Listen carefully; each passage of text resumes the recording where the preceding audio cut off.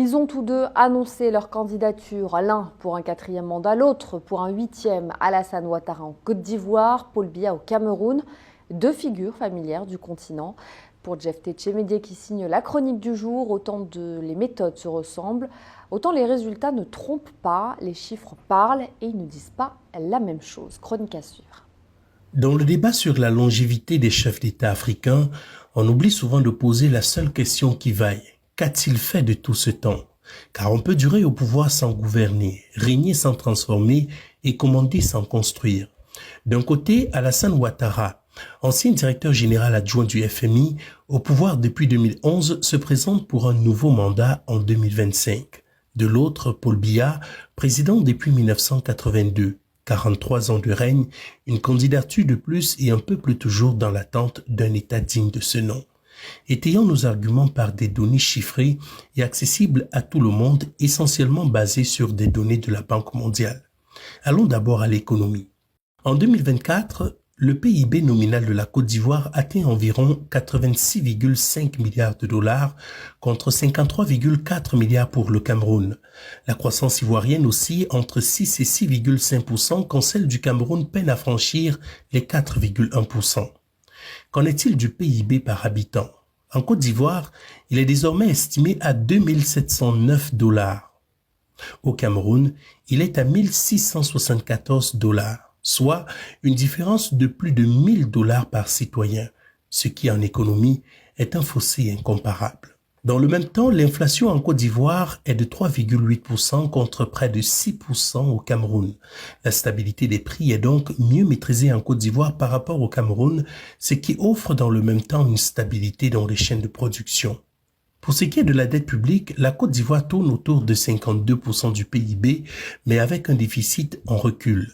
Le Cameroun, lui, est à 41,8%, mais sans stratégie visible d'assainissement budgétaire. Faut-il le rappeler, en économie, le problème n'est pas tant la dette, mais davantage l'orientation qu'on donne à celle-ci.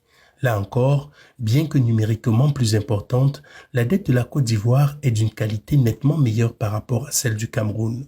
Intéressons-nous maintenant à la balance commerciale. Elle est excédentaire pour la Côte d'Ivoire grâce aux exportations d'or, de cacao et de pétrole. Elle est déficitaire pour le Cameroun, plombée par une dépendance aux importations. Pour boucler la comparaison économique, parlons des réformes structurelles. La Côte d'Ivoire multiplie les partenariats, modernise ses douanes, digitalise ses recettes fiscales. Au Cameroun, l'économie informelle reste dominante et les réformes sont quasiment à l'arrêt. Qu'en est-il du social? Parlons des grands indicateurs. En premier lieu, le taux de pauvreté. En Côte d'Ivoire, il se situe à environ 39,5% contre 40% au Cameroun, selon la Banque mondiale. On pourrait croire à des indicateurs au même diapason, seulement il faut noter qu'au Cameroun, il n'y a pas eu de progrès significatif depuis près de 10 ans, contrairement à la Côte d'Ivoire qui améliore ses performances.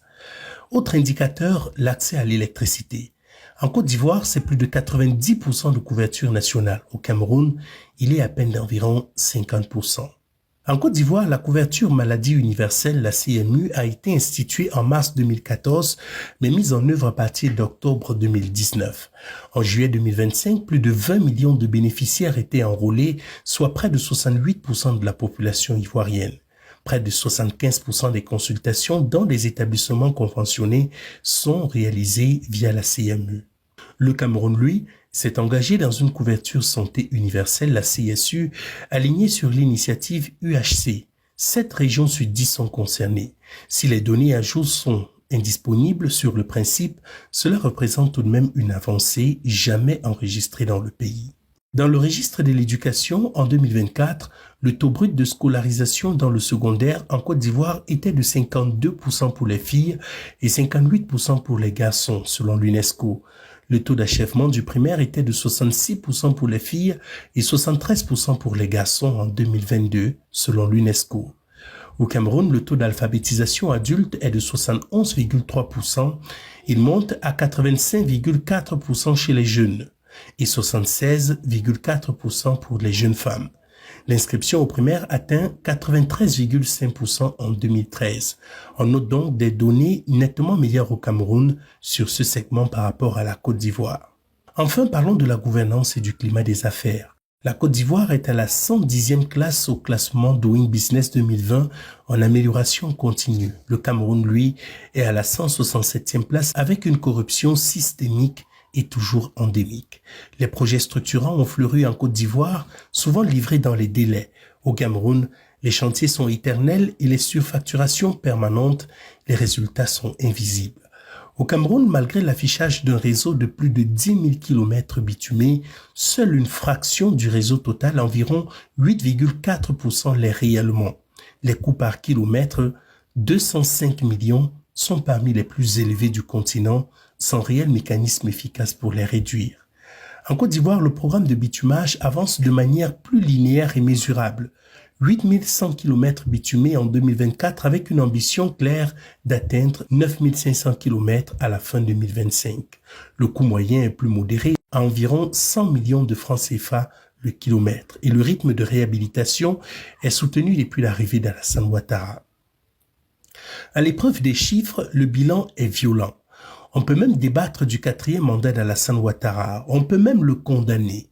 Mais il faut reconnaître qu'il avance avec un bilan mesurable, une économie en croissance, des réformes visibles, des infrastructures livrées, un État qui progresse. Mais ce constat économique ne doit pas masquer le bilan politique beaucoup plus critiquable. Alassane Ouattara n'a pas su ou n'a pas voulu réconcilier les Ivoiriens. Au contraire, il a creusé les divisions, gouverné avec un cercle restreint, verrouillé le jeu électoral et affaibli l'opposition. Guillaume Soro, exilé et condamné, était pourtant l'un de ses anciens alliés clés.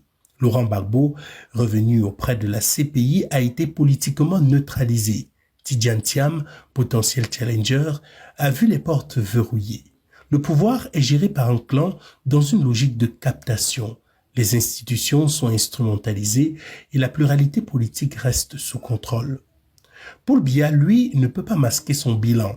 Après plus de 4 décennies au pouvoir, le Cameroun reste englué dans une pauvreté minée par la corruption, ralentie par l'inertie.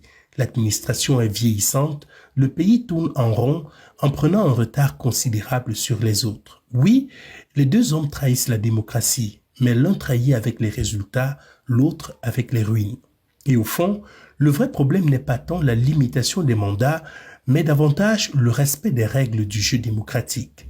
Si la majorité des Camerounais souhaitent sincèrement que Paul Biya, ou si la majorité des Ivoiriens veulent vraiment Alassane Ouattara, cela doit pouvoir s'exprimer dans un cadre démocratique équitable, transparent et non biaisé.